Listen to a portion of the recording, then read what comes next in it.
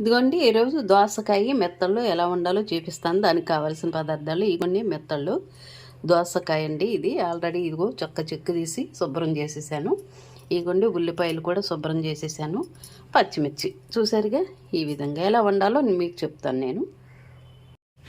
ఇదిగోండి దోసకాయ మెత్తళ్ళ కూరకి ఆయిల్ పోస్తున్నాను.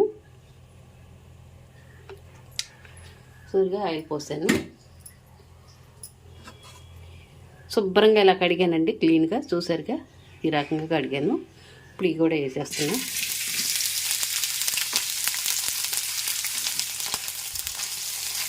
బాగా వేపేయాలంటండి ఇలాగా.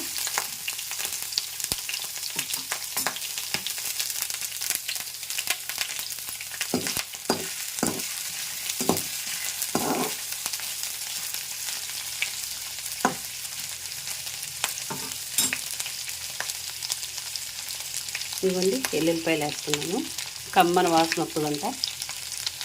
జీలకర్ర కూడా వేస్తున్నానండి.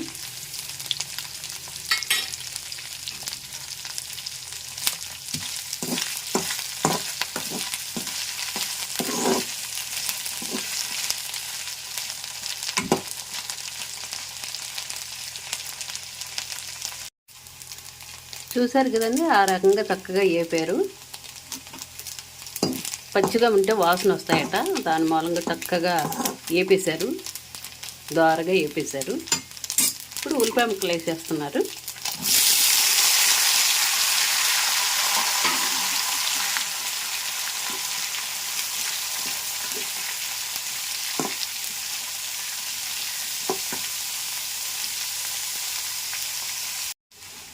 ఇవ్వండి వేగిపోయినాయి చక్కగా. ఉల్లిపాయ ముక్కలు చక్కగా దోరగా వేగిపోయినాయి కదా. ఇవ్వండి ఇలా తరిగాను దోసకాయ ముక్కలు ఇవి వేసాను.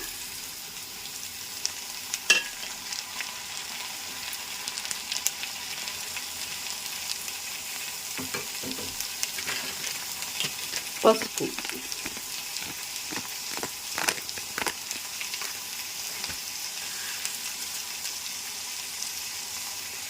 ఉప్పు,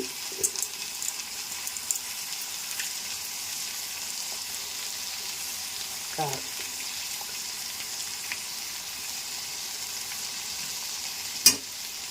ఈ రకంగా చక్కగా తిప్పేయాలి.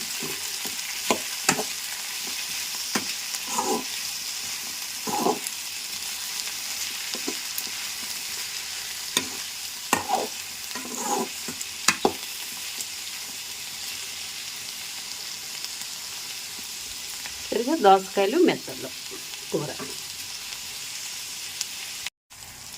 ఇవన్నీ మగ్గినవి. నీళ్ళు పోస్తున్నారు ఇప్పుడు.